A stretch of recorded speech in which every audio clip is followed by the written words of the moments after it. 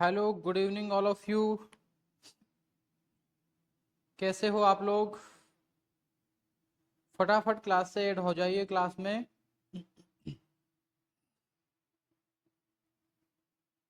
इससे पहले जो क्लासें हुई है उसमें अगर आपको किसी भी तरीके का कोई भी डाउट है तो आप कमेंट बॉक्स में अपना सवाल पूछ सकते हो। ठीक है, वॉइस प्रॉपर आ रही है। इससे पहले की जितनी भी क्लासें हुई है उन सब में अगर आपको किसी भी तरीके का कोई डाउट है तो आप लोग फटाफट अपना सवाल पूछ सकते हो। लास्ट क्लास के बारे में मैं बता देता हूं कि कल कुछ टेक्निकल इशू हुआ जिसकी वजह से हमारी जो क्लास है वो बीच में ही एंड हो गई थी। तो उसका रिगार्डिंग मैं आप लोगों को बता देता हूं कि हम कहां तक पढ़ रहे थे और हमने क्या क्या चीजें कवर कर ली थी और अब हमें उनसे आगे बढ़ना है। एक बार मैं कमेंट भी देख लेता हूं। हाँ जी, Ganesh Yadav, okay, all clear, ठीक है, सब क्लियर है, ओके डन, आगे चलते हैं।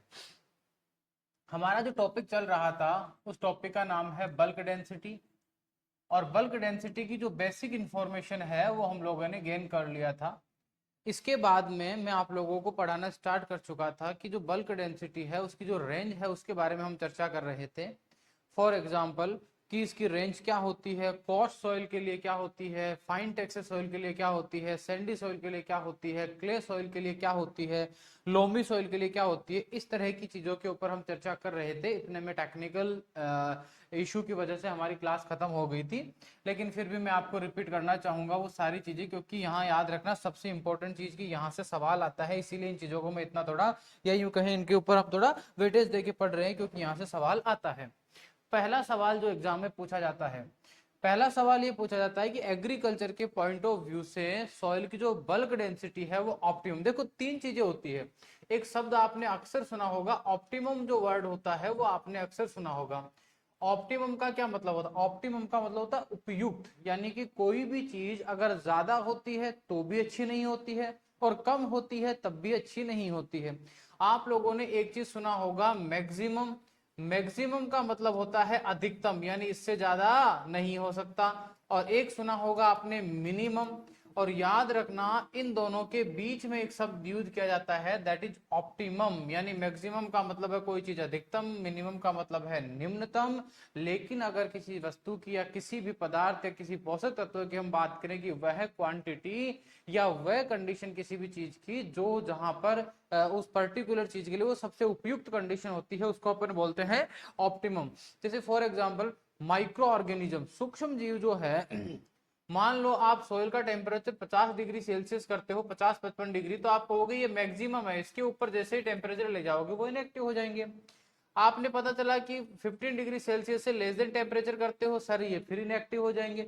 यानी कि 50 और 15 दोनों पे ही क्या होते हैं, इनएक्टिव होते हैं। ना ज्यादा अच्छा है ना कम अच्छा है। लेकिन इनके बीच में 25 से 30 डिग्री सेल्सियस एक ऐसा टेम्परेचर है जहां पर माइक्रोब्स की पॉपुलेशन सबसे ज्यादा होती है, उसको बोलते हैं हम लोग ऑप्टिमम। क्या बोलते हैं? ऑप्टिमम। तो मेरा सवाल ये है कि क्या ऐसा भी है कि बल्क डेंसिटी ज्यादा हो तब भी खराब है और कम हो तब भी खराब है? लो आइए समझा देता हूं मैं आप लोगों को। जैसे क्ले सॉइल की बात करते हैं तो क्ले जो सॉइल होती है उस क्ले सॉइल के बारे में अगर हम चर्चा करते हैं तो क्ले सॉइल की बल्क डेंसिटी होती है 1.1 ग्राम पर सेंटीमीटर क्यूब। इसी तरीके से हम बात करें तो दूसरे नंबर पे हम सॉइल ले लेते हैं सैंडी सॉइल। और सैंडी सॉइल की मैंने कहा 1.7 ग्राम पर सेंटीमीटर क्यूब। ये मैंने आपको दोनों के ऊपर चर्चा कर लेते हैं। क्या ज्यादा होना भी खराब है, क्या कम होना भी खराब है? चलो समझते हैं। मैंने लास्ट क्लास में एक बहुत प्यारा कंसेप्ट एक्सप्लेन किया था, लेकिन उससे पहले ही क्लास ऑफ हो गई थी। वो कंसेप्ट समझा दूं तब जाके ये चीज आपको समझ में आएगी, अदरवाइज ये आपको समझ नहीं आएगी। दो चीजें होती है, याद रखना प्यारे बच्चों। जो बल्क डेंसिटी होती है, इस बल्क डेंसिटी का एक रिलेशन होता है और वो रिलेशन किसके साथ है? पोरोसिटी के साथ। और इस रिलेशन को बोलते हैं इनवर्सली प्रोपोर्शनल टू का रिलेशन। यानी bulk density is inversely proportional to porosity. जो बल्क डेंसिटी होती है वो पोरोसिटी के इनवर्सली प्रोपोर्शनल टू होती है। बोले सर ये इनवर्सली प्रोपोर्शनल टू क्या होती है? हमने तो प्रोपोर्शनल टू तो सुना था। यदि मान लीजिए मैं इसको ऐसे लिखता हूं कि जो बल्क डेंसिटी है ये प्रोपोर्शनल टू है पोरोसिटी, तो इसका सीधा सीधा मतलब ये होता है कि अगर मान लीजिए बल्क डेंसिटी बढ़ती है तो हम ये कह देंगे पोरोसिटी भी क्या हो जाएगी? पोरोसिटी भी बढ़ जाएगी। एक चीज घटती है तो दूसरी भी क्या हो जाएगी, घट जाएगी। यानी एक जिस तरफ बढ़ रही है या घट रही है, दूसरी भी उसी दिशा में अगर कम ज्यादा होती है तो उस रिलेशन को बोलते हैं प्रोपोर्शनल टू का रिलेशन। लेकिन अगर मान लीजिए पता चला कि जो बल्क डेंसिटी जब जब बढ़ती है तब पता चला कि जो पोरोसिटी है वो घट जाती है, यानी एक के बढ़ने पर एक का घटना, इस तरह का जो संबंध होता है उसको बोलते हैं इनवर्सली प्रोपोर्शनल टू का रिलेशन। और याद रखना, पोरोसिटी और बल्क डेंसिटी के बीच में जो रिलेशन है वो है इनवर्सली प्रोपोर्शनल टू, यानी कि ये दोनों के दोनों एक दूसरे के विपरीत रहते हैं। अगर पोरोसिटी को आप बढ़ाओगे तो बल्क डेंसिटी स्वतः घट जाएगी, और अगर पोरोसिटी को आप घटाओगे तो बल्क डेंसिटी स्वतः क्या हो जाएगी, बढ़ जाएगी। या इसको उल्टा कर लीजिए कि बल्क डेंसिटी के बढ़ने पर क्या हो जाएगी, पोरोसिटी रिड्यूस हो जाएगी। और ये सवाल एग्जाम में पूछा जाता है। क्या आपको ये बात समझ में आई? अगर समझ में आई तो क्या मैं ये कंसेप्ट बना दूं कि अगर बल्क डेंसिटी इंक्रीज होती है देन उस केस के अंदर क्या मैं ये कह सकता हूं कि जो पोरोसिटी होती है it will be reduce. Is that clear? Okay.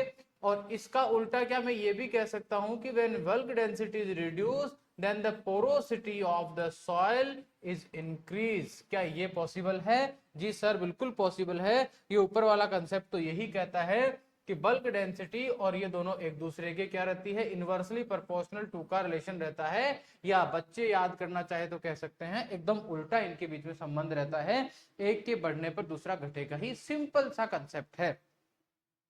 अगर आपने ये कंसेप्ट याद कर लिया तो मैं गारंटी लेता हूं कि पोरोसिटी में ऐसा कोई टॉपिक नहीं बचेगा, या यूं कहे पोरोसिटी से ऐसा कोई सवाल नहीं बचेगा जो एग्जाम में आपका सही नहीं हो। क्या आपको ये समझ में आ गया? चलो पीछे की तरफ चलते हैं। अब ये कंसेप्ट तो मैं आपको स्टार्टिंग में ही पढ़ा चुका हूं कि जितना ध्यान रखना पार्टिकल साइज। कंसेप्ट क्या था? कंसेप्ट ये था कि पार्टिकल जो साइज होती है ये अगर मान लीजिए रिड्यूस हो रही है, रिड्यूस का मतलब होता है घटना, तो ध्यान रखना जो पोरोसिटी है वो बढ़ती चली जाएगी। पहली दूसरी क्लास के अंदर ये कंसेप्ट मैंने आपको दे दिया था, और मैं पहले भी कह चुका हूं कि मैं, याद रखना, फैक्ट्स के बजाय कंसेप्ट पे ज्यादा बिलीव करता हूं, रट्टा रट्टी वाली बातों पर विश्वास नहीं करता हूं।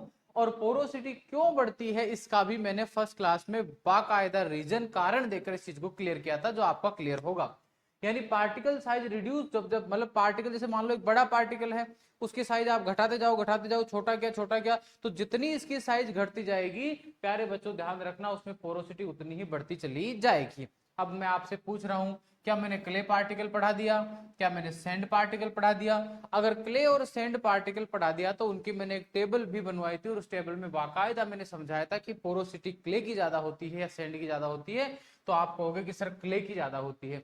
यानी कि हमें पता है कि जो क्ले होती है, इस क्ले की जो पोरोसिटी होती है वो क्या होती है? सर इसकी जो पोरोसिटी होती है वो क्या होती है? हाई। और बताइए सैंड की क्या होती है? तो आप कहोगे कि सर सैंड की जो पोरोसिटी होती है वो क्या होती है? लो होती है। अरे बच्चों क्लियर है? अगर पोरोसिटी लो है इसका मतलब बीडी क्या होगी प्यारे रसगुल्लो? हाई होगी। हाई है या नहीं? 1.7 ग्राम पर सेंटीमीटर क्यूब है या नहीं हाई? और यहाँ पोरोसिटी क्या है? हाई है। अगर ये हाई है तो बीडी क्या होगी? बीडी होगी रिड्यूस। क्या रिड्यूस है या नहीं? कम है या नहीं? लीजिए आप उसी कंसेप्ट से यहाँ अपना एक नया कंसेप्ट बना लेते हो। अगर इसमें आपको कोई डाउट है तो आप फटाफट से मुझे पूछ सकते हो। इसके बाद अगले सवाल पे चलते हैं कि सर यहाँ से आप आने वाले सवाल को भी थोड़ा सा क्लियर कर दीजिए। चलिए सवाल को क्लियर करते हैं। पहले नंबर पे हमारे पास है 1.1 ग्राम पर सेंटीमीटर क्यूब, और दूसरे पे है 1.7 ग्राम पर सेंटीमीटर क्यूब। क्या सर ज्यादा और कम होने से कोई प्रभाव पड़ता है? जी बिल्कुल प्रभाव पड़ता है। अगर किसी भी सबस्टांस की बल्क डेंसिटी हाई है इसका मतलब उसकी जो पोरोसिटी है वो क्या होगी? लो होगी। और क्रॉप प्रोडक्शन, फसलों को बोने के लिए, क्रॉप्स को ग्रो करने के लिए हमें एयर के या सॉइल के अंदर हमें एयर की आवश्यकता होती है। सॉइल के अंदर एयर रहेगी तभी रूट्स का रेस्पिरेशन होगा, तभी प्रॉपर प्लांट या पर्टिकुलर जो क्रॉप होती है उसकी जो ग्रोथ होती है वो प्रॉपर हो पाएगी, अदरवाइज नहीं हो पाएगी। सेकंड नंबर पे क्या चर्चा करते हैं? बोले सर ठीक है बात समझ में आ गई, तो क्या एक चीज और आप क्लियर कर दीजिए। मान लीजिए बीडी को हम क्या कर दें? सर लो कर दें, तो उससे क्या होगा? बोले सर उससे तो पोरोसिटी बढ़ जाएगी।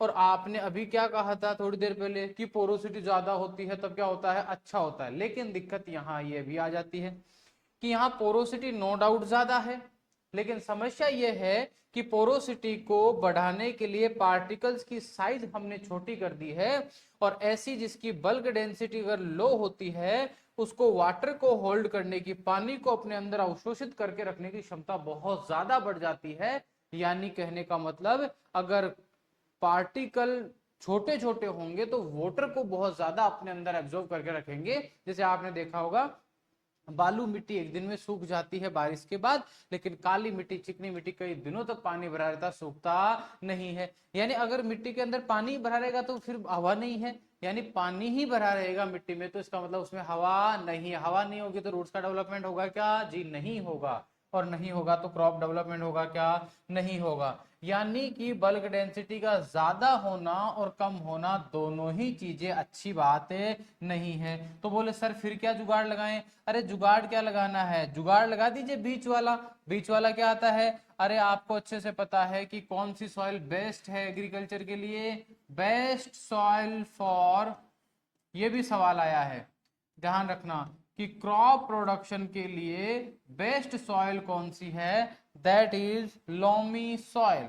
याद रखना ये सवाल, रट लेना। इसी लोमी सॉइल को हम एलुवियल सॉइल्स के अंदर काउंट करते हैं, या यूं कहें एलुवियल सॉइल भी आप इसको कह सकते हो।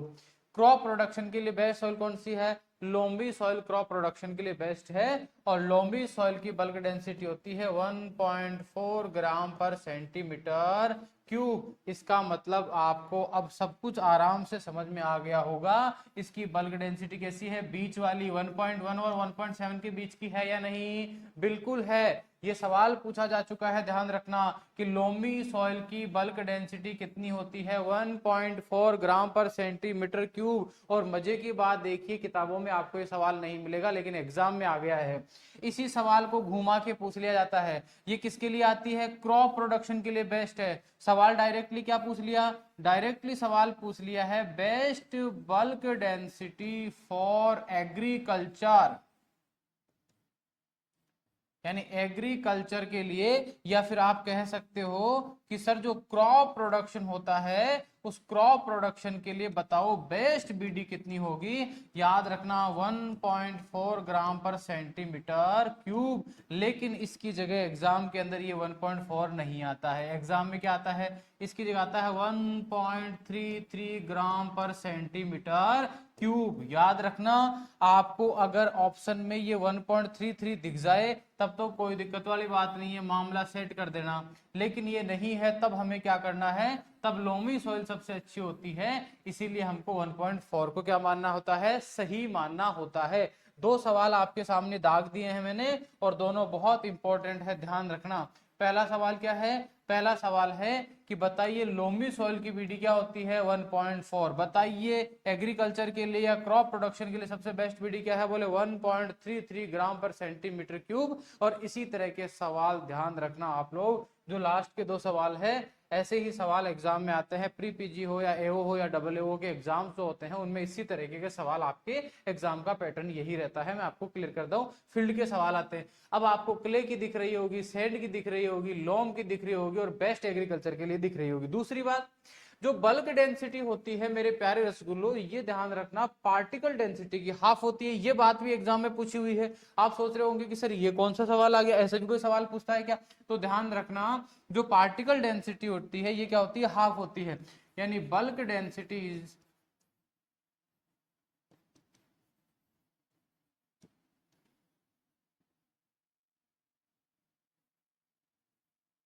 Half of particle density.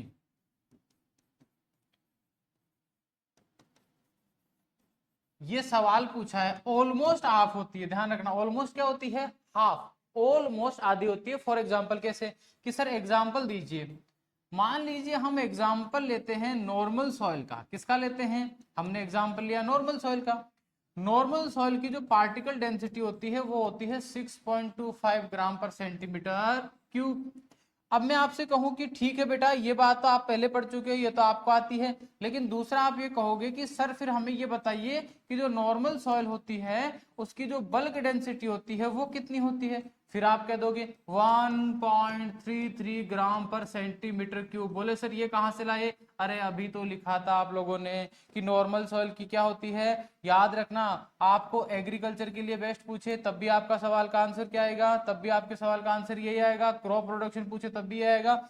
और याद रखना, आपको पूछ ले नॉर्मल सॉइल की, कोई नाम नहीं दे, सिंपल कह दे कि नॉर्मल सॉइल की जो बल्क डेंसिटी होती है वो कितनी होती है? 1.33 ग्राम पर सेंटीमीटर क्यूब। और यहां अब आपको कंपेयर करवा दिया है कि बेटा 2.65 का आधा कितना होता है? 1.33 ग्राम। यही तो बात हमने लिखी है कि ये ऑलमोस्ट क्या होती है? हाफ होती है। किसकी आधी होती है? याद रखना, पार्टिकल डेंसिटी की। अब मुझे बताओ पार्टिकल डेंसिटी ज्यादा होती है बल्क डेंसिटी? अरे सिंपल बात है, पार्टिकल डेंसिटी बड़ी होती है ऑलवेज, और किसके डबल होती है? याद रखना, आप हाफ ही याद मत रखना, आप ये भी याद रखना कि बल्क डेंसिटी की डबल क्या होती है? Particle density. और एग्जांपल ले लो, जैसे फॉर एग्जांपल ऑर्गेनिक मैटर का ले लेते हैं। किसका ले लेते हैं?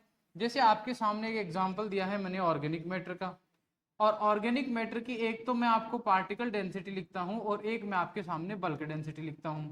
पार्टिकल डेंसिटी 1.1 ग्राम पर सेंटीमीटर क्यूब, आपको याद होगा लास्ट क्लास में मैंने डिस्कस किया था। और उसी तरीके से बल्क डेंसिटी का डिस्कशन करें तो याद रखना, बल्क डेंसिटी कितनी होती है? बल्क डेंसिटी होती है 0.5 ग्राम पर सेंटीमीटर। कल जब मैंने आपको रेंज लिखवाया था तब आपको ये सारी चीजें मेंशन की थी, ये आपको क्लियरली दिख रहा होगा। ये कितना है? 1.1 ग्राम, यानी इसका जस्ट आधा कितना होता है? 0.55 ग्राम। इसका मतलब ये क्या बात, ये प्रिंसिपल सटीक बैठ रहा है क्या? जी बिल्कुल सटीक बैठ रहा है। बेटा आप यूं मत सोचना कि सर ये जो आप बातें लिखवा रहे हो कि एग्जाम में ही आती है क्या। जब आप लोग एग्जाम के पेपर देखोगे, पुराने एग्जाम के पैटर्न के पेपर देखोगे, आपको ये सारे क्वेश्चन एग्जाम में आए हुए मिलेंगे। और मजे की बात देखना, जब आप किताब पलटोगे ना तब आप पाओगे कि एक पैराग्राफ के रूप में बहुत सारी बातें लिखी हुई आएगी और तुमको कुछ भी उसमें पल्ले नहीं पड़ेगा। लेकिन जैसे ही तुम ये सब पढ़ने के बाद उस पैराग्राफ को पढ़ोगे तो आप कहोगे सुंडा सर ने इतने बड़े पैराग्राफ को इतनी सी लाइन के अंदर लिख दिया है। इतने बड़े पैराग्राफ में 4 लाइनों में जो बात लिखी हुई थी यहाँ एकदम इजीली ये लिख दिया कि bulk density is half of particle density. Otherwise ये लिखा आएगा particle density just double two bulk density of soil, कि उसकी जस्ट डबल होती है। ये सारी जो चीजें होती है उनको अपना काम है बिल्कुल इजी वे में एकदम शॉर्ट एंड स्वीट करना। ध्यान रखना, अपने जो नोट्स होंगे आप पूरे नोट्स बना लोगे तब पाओगे कि मुश्किल से आप लोग 50-60 पेज भर पाओगे मेरे नोट्सों के अंदर। लेकिन कंटेंट की बात करें तो उसके बाहर एक भी सवाल नहीं जा पाता है। क्यों?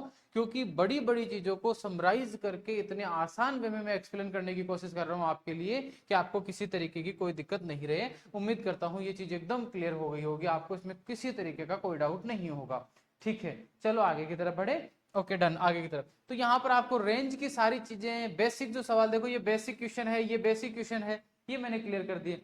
अगर आपको ये पूछे कि सॉइल की बल्क डेंसिटी कितनी होती है, तब आपको ऑलवेज याद रखना यही जवाब देना है। आप पूछे आपको कि सॉइल की बल्क डेंसिटी कितनी होती है, बोले 1.33 आता है। दूसरा पूछे कि पार्टिकल कितना होता है, बोले यही जवाब देना है। लेकिन अगर आपको पर्टिकुलर नाम देके पूछे, भाई क्ले की, सॉइल की पूछे तब तो वही 1.33 2.65। लेकिन अगर आपको ये पूछे देन क्ले सॉइल की ये, सैंड सॉइल की ये, ध्यान रखना लोमी सॉइल की आपको ये वाली देनी है 1.4 ग्राम पर सेंटीमीटर क्यूब, यानी अलग अलग नाम देके पूछे तब आपको ये जवाब देना है। इसके बाद आगे की तरफ बढ़ते हैं। ये हो गया आपका बल्क डेंसिटी से रिलेटेड जो सिंपल चीजें थी वो मैंने डिस्कस करने की कोशिश की है। लास्ट क्लास में हमने पढ़ा था पार्टिकल डेंसिटी को डिटरमाइन करने की जो मेथड थी, दैट इज पिक्नोमीटर। पिक्नोमीटर का ही नाम था RD bottle, relative density bottle जिसको हमने कहा था। यहां पर भी हम कर लेते हैं भैया मेथड के बारे में बात कर लेते हैं, यानी कौन से मेथड का यूज करते हैं उसके बारे में चर्चा कर लेते हैं। Method use for determination of bulk density.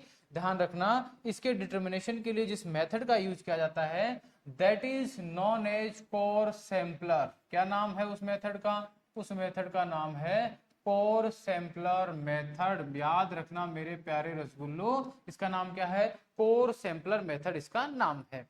अब बताओ ये कोर सैंपलर मेथड क्या होती है। अब मैं आपको कुछ मैथमेटिक्स वाली चीजें क्लियर करूंगा, और बेटा थोड़ा सा ध्यान अपना बोर्ड के ऊपर एकदम चिपका लेना, यानी आपके सामने जो चीजें लिख रहा हूं उनको एकदम अपने माइंड तक जाने देना। 10th क्लास में आपने पढ़ रखी, इतनी सी मैथमेटिक्स यूज करूंगा, और एग्जाम में इसके न्यूमेरिकल भी आते हैं, इसलिए आपको अवेयर रहना है, ये सीखना ही पड़ेगा आपको। जैसे फॉर एग्जाम्पल, जैसे मैं आपके सामने एक डायग्राम बनाता हूं, ये लो आपके सामने एक डायग्राम बना हुआ है, और आपने ध्यान रखना ये जो डायग्राम आपके सामने बना हुआ है 10th या 12th क्लास के अंदर आपने इसी डायग्राम को हिंदी में पढ़ा होगा, बेलन। क्या पढ़ा होगा आपने? बेलन। यानी पाइप के नुमा, जैसे पाइप का एक टुकड़ा होता है, ये जैसे पेन आपको दिख रहा है, वैसे पाइप का जो टुकड़ा होता है उस तरह की संरचना दिख रही है, जिसको आपने बेलन, इंग्लिश में सिलेंडर पढ़ा होगा। क्या पढ़ा होगा आपने? याद रखना, इंग्लिश में आपने इसी को सिलेंडर पढ़ा होगा। ठीक है, अब आपको तीन चार चीजों के बारे में पता होना चाहिए कि जैसे मान लो ये गोल पाइप है, इसका सेंटर यहाँ है। कहाँ है इसका सेंटर? यहाँ है। तो हमें पता है कि इसके सेंटर से लेकर यहाँ तक की जो लंबाई होती है उसको हम आर बोलते हैं, त्रिज्या बोलते हैं, इंग्लिश में बोलते हैं रेडियस। क्या बोलते हैं इंग्लिश में? इसको रेडियस बोलते हैं।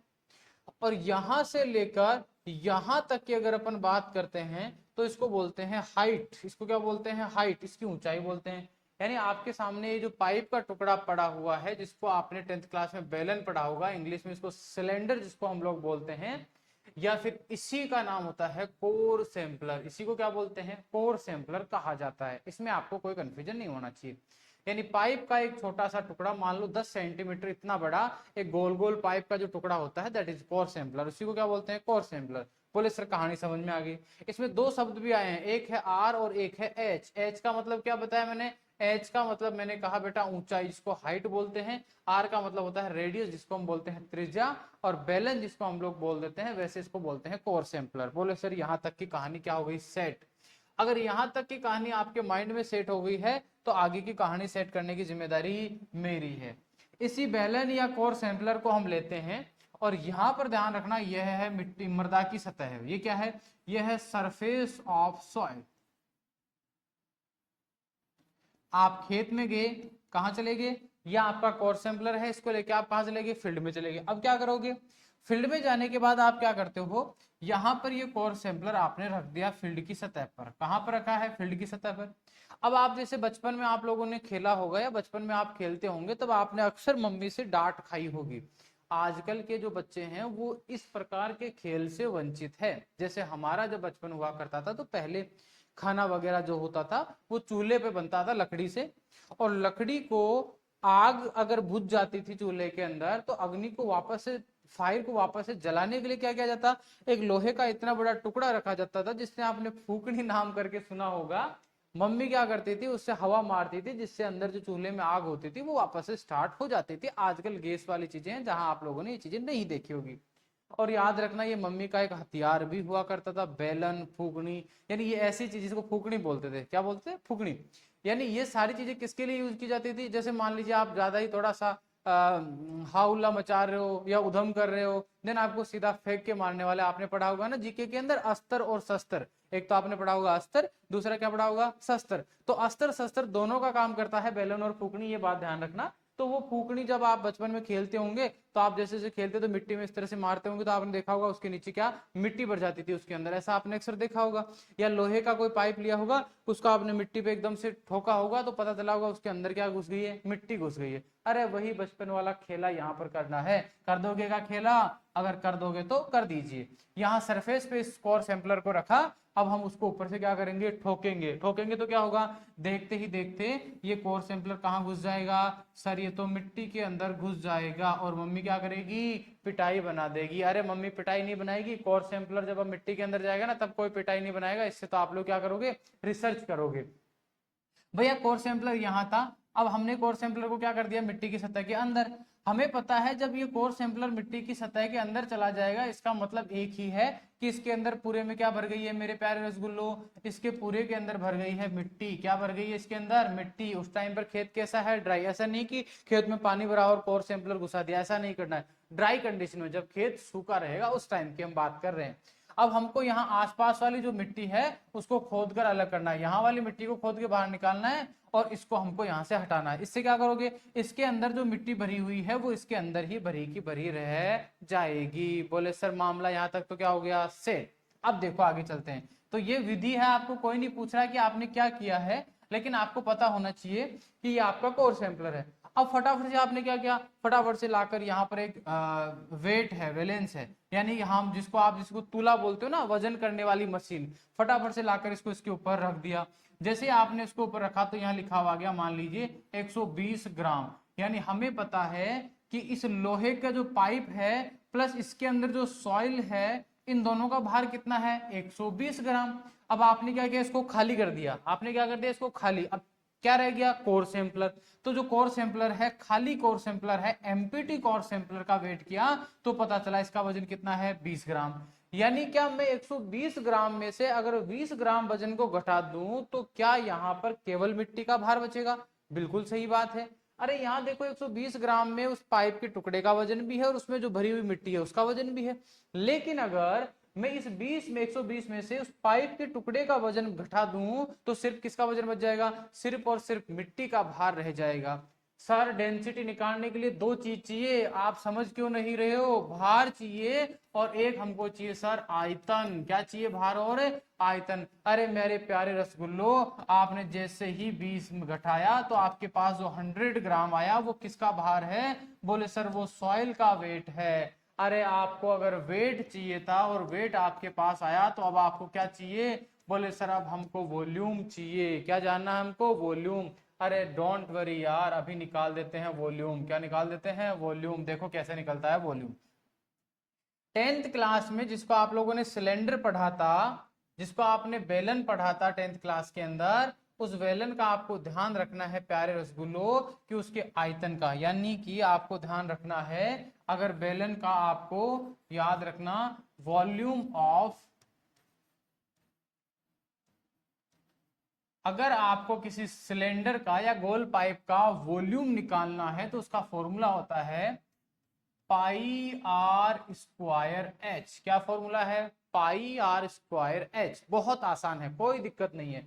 आपको यहां पर मैंने लिखाया था आर। आर का मतलब क्या कहा था? मैंने कहा था आर का मतलब होता है मेरे प्यारे रसगुल्लो रेडियस। और यहाँ एक लिखवाया था एच। मैंने कहा था एच का मतलब क्या होता है? एच का मतलब होता है हाइट। यानी कि इस फॉर्मूले में एक तो आपको आर चाहिए और एक क्या चाहिए आपको? एच चाहिए।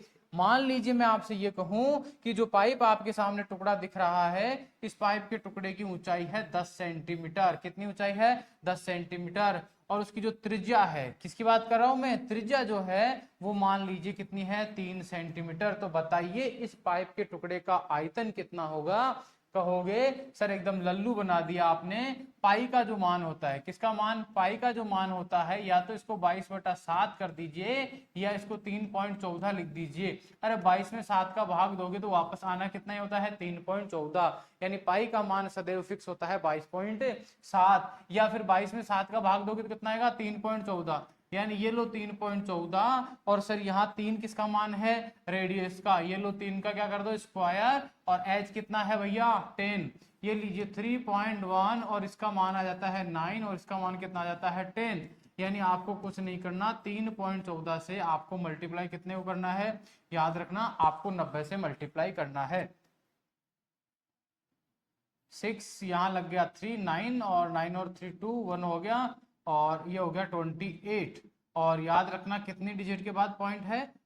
ये हो गया 2 डिजिट के बाद। यानी कि ध्यान रखना इसका जो वॉल्यूम है वो हो गया 280.6 सेंटीमीटर क्यूब। अब आप सोच रहे होंगे कि सर अचानक सेंटीमीटर क्यूब कहां से ले आए? बावड़े बावड़े तो नहीं हो गए हो? अरे नहीं मेरे प्यारे रसगुल्लो, देखो ये सारी चीजें सवाल अपने आप सिखाता है।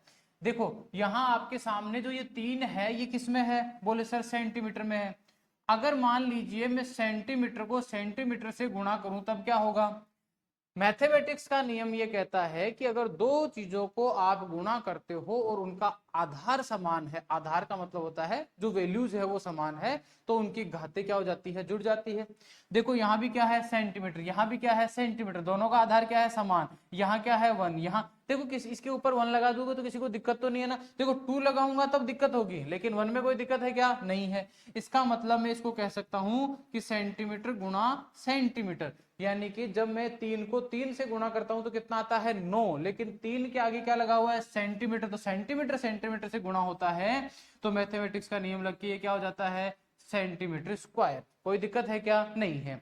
बोले सर मामला सेट है। तो ये जो 9 है ये किसमें है, सेंटीमीटर स्क्वायर में। लेकिन 10 की अपन बात करते हैं, 10 फिर किसमें है, सेंटीमीटर में लिखा हुआ है। 10 किसमें लिखा हुआ है, 10 फिर से किसमें है, सेंटीमीटर में है। बोले सर ये एक बार और गुणा हो रहा है, किससे, सेंटीमीटर से। ये सेंटीमीटर के आगे क्या लगा हुआ, एक, यहाँ कितना आ गया, 2। सेंटीमीटर सेंटीमीटर दोनों क्या है, बराबर। ऐसा तो नहीं है ना एक जगह मीटर है एक जगह सेंटीमीटर है। इसका मतलब फिर मैथमेटिक्स का नियम लग गया कि आधार क्या है, समान। अगर आधार समान है तो घातें क्या हो जाएगी, जुड़ जाएगी। यानी कि इसका रिजल्ट आएगा सेंटीमीटर क्यूब। क्या रिजल्ट आएगा इसका, सेंटीमीटर क्यूब। अरे मेरे प्यारे रसगुल्लो, इसीलिए तो कहा था मैंने उस दिन लास्ट क्लास में, मैंने चर्चा की थी बहुत सारी, कि जिसके ऊपर 3 लगा हुआ हो आयतन की इकाई है, 2 लगा हुआ हो तो क्षेत्रफल की है, और अगर सिर्फ कुछ भी नहीं लगा हुआ हो, सेंटीमीटर है, मीटर है, किलोमीटर है, तो ये लंबाई चौड़ाई ऊंचाई की यूनिट रहेगी। ये बात तो हम लास्ट क्लास में चर्चा कर चुके हैं, इसमें तो आपको किसी तरीके का कोई डाउट होना ही नहीं चाहिए।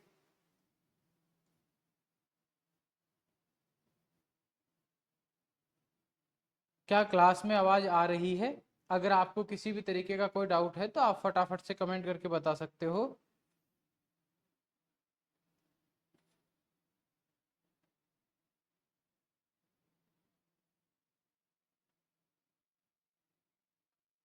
फटाफट से कमेंट करके बता सकते हो।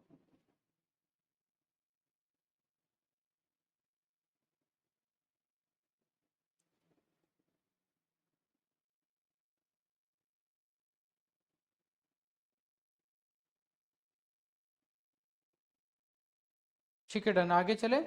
आई होप कि आपको वॉइस प्रॉपर आ रही है, किसी तरीके का कोई डाउट नहीं। ओके ठीक है, डन, क्लियर हो गया। ओके चलिए आगे चलते हैं। वॉइस आ रही है? ठीक है, चलिए यहां तक की बात समझ में आ गई। यानी अब आपके पास में आपने उसका वजन लिया, तो इसका मतलब आपके पास इसका फॉर्मूला क्या आता है, इसका फॉर्मूला आपके पास था वेट अपॉन वॉल्यूम। और हमें पता है कि इस कोर सैंपलर का वजन लेते ही हमारे पास वेट आ गया था, और अभी हमारे पास क्या आ गया, वॉल्यूम हमने इस फॉर्मूले से निकाल लिया।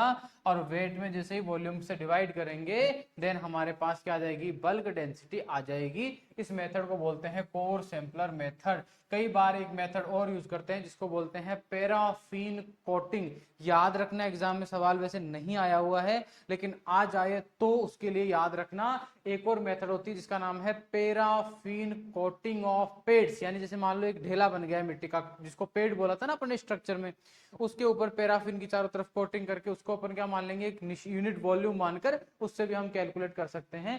तो यहां से भी सवाल कई बार पूछ लिया जाता है। फॉर एग्जाम्पल आप चाहो तो मैं इसका एक न्यूमेरिकल करवा सकता हूं एकदम इजी वे में आपको। जैसे फॉर एग्जाम्पल एक एग्जाम्पल मैं आपको दे देता हूं।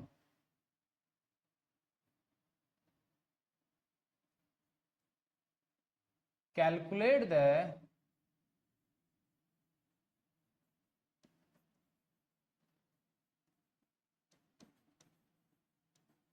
Bulk density of given soil sample if the values are following। यानी जो नीचे लिख रहा हूं, अगर वो वैल्यूज है तो आपको बल्क डेंसिटी कैलकुलेट करनी है। आपके सामने वैल्यूज की बात करते हैं तो पहले नंबर पे आप लोगों के सामने लिखा हुआ है वेट ऑफ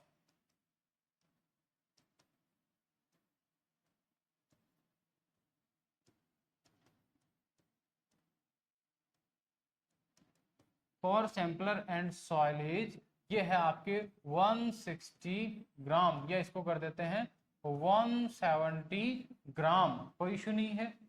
बी आपके सामने लिख देता है radius of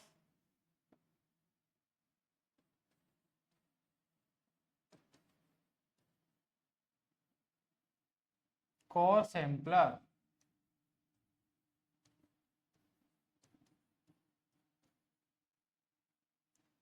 that is 4 centimeter, and next one is सी में आपको दे देता है हाइट,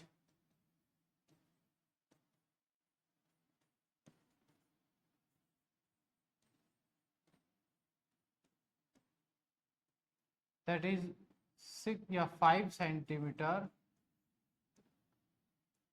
एंड नेक्स्ट आपको दे देता है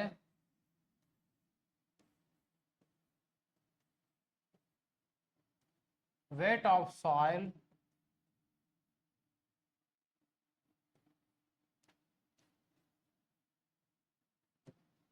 एंड नेक्स्ट आपको दे देता है weight of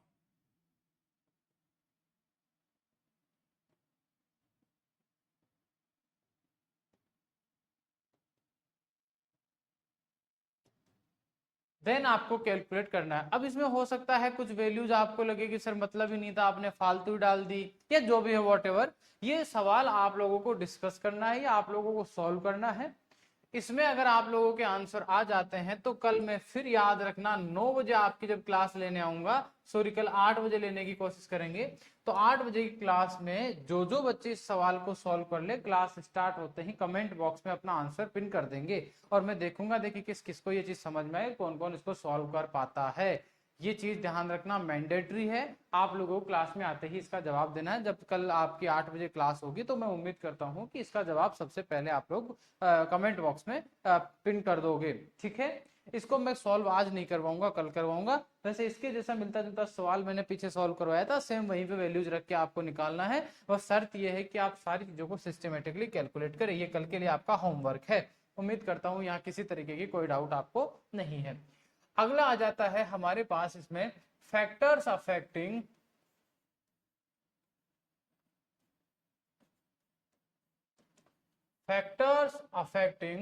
bulk density.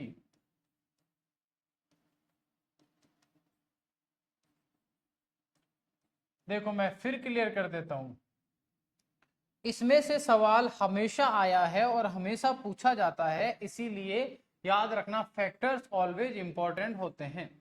Particle density के जब मैंने फैक्टर पढ़ा रहा था उस टाइम मैंने आपको ये भी कहा था कि बेटा ये इस एग्जाम में आया, ये इस एग्जाम में आया है, तो इसको इजी वे में नहीं लेना है। फैक्टर्स ऑलवेज इंपॉर्टेंट होते हैं क्योंकि एग्जाम में सबसे ज्यादा जो सवाल है वो इन्हीं फैक्टर से पूछा जाता है, तो इनको आपको इजी वे में नहीं लेना है।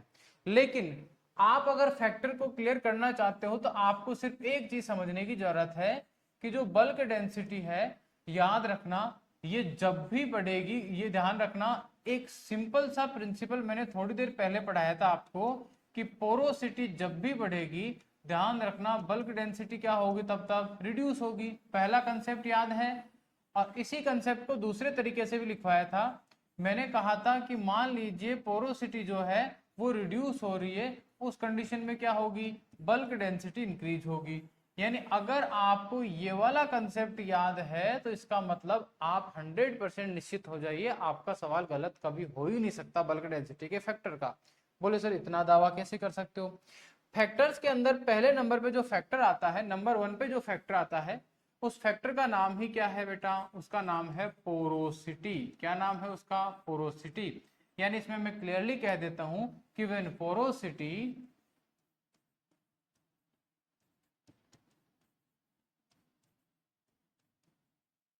देन क्या होगा, देन बल्क डेंसिटी रिड्यूस। या चाहो तो आप लिख सकते हो वाइस वर्सा, यानी इसका उल्टा। इसका उल्टा क्या होता है? इसका उल्टा होता है कि पोरोसिटी रिड्यूस हुई तो बल्क डेंसिटी क्या हो जाएगी, इंक्रीज। आप चाहो तो इसका ये भी लिख लेना, या फिर आप लिख सकते हो वाइस वर्सा, इसका जस्ट उल्टा। यह आप लोगों को ध्यान में रखना है। देन सेकंड फैक्टर के ऊपर आते हैं, किसके ऊपर आ जाते हैं, सेकंड फैक्टर पे। बोलो सर सेकंड फैक्टर क्या आ जाता है? आप अलग देखो, फैक्टर किताबों में किसी ने 3 फैक्टर लिख दिए, किसी ने 5 लिख दिए, पर आपको अपने माइंड में ये कंसेप्ट लिख लेना है। अब मैं अलग अलग बहुत सारे फैक्टर लगा दूंगा, आपको तो 10 फैक्टर रख दूंगा और 10 के 10 का आप जवाब दे दोगे ठीक ठाक। बोले सर कैसे?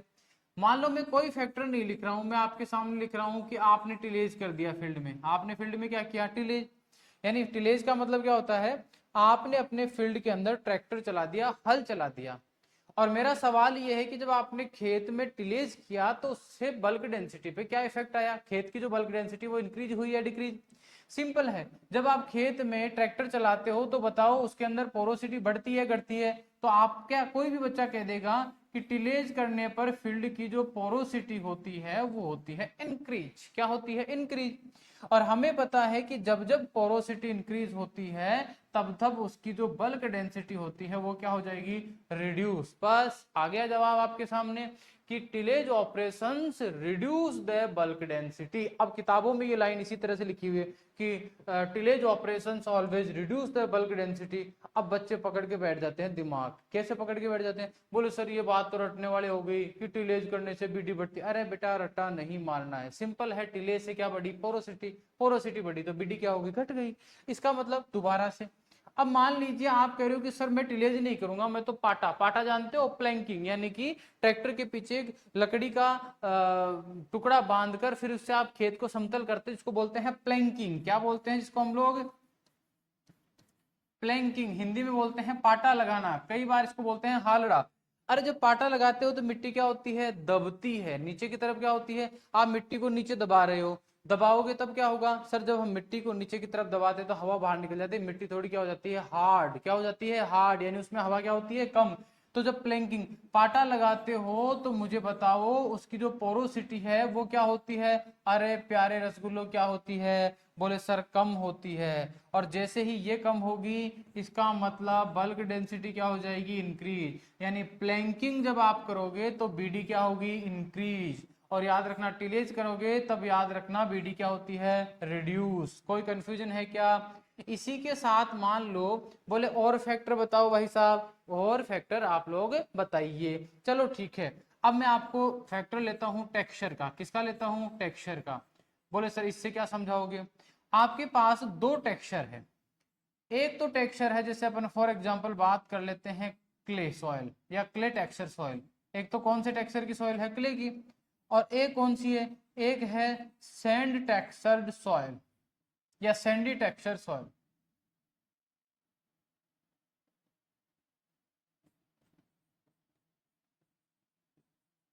क्ले टेक्सचर सॉइल और एक है आपके पास सैंडी टेक्सचर सॉइल।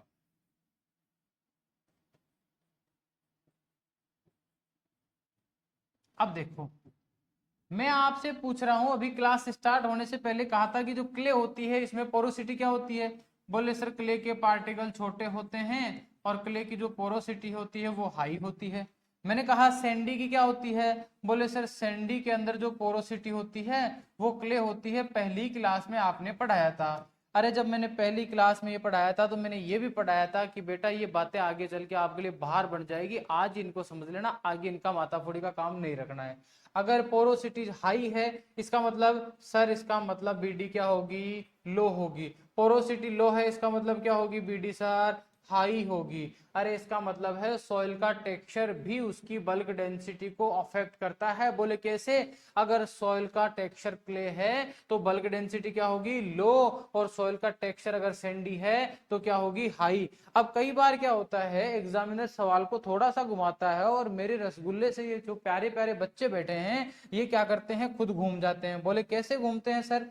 बच्चे इस तरह से घूमते हैं कि क्ले सॉइल को ही कहा जाता है फाइन टेक्सचर सॉइल। क्या कहा जाता है?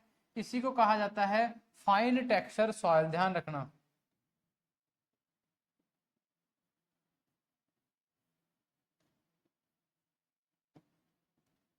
तो एग्जामिनर क्या कहता है?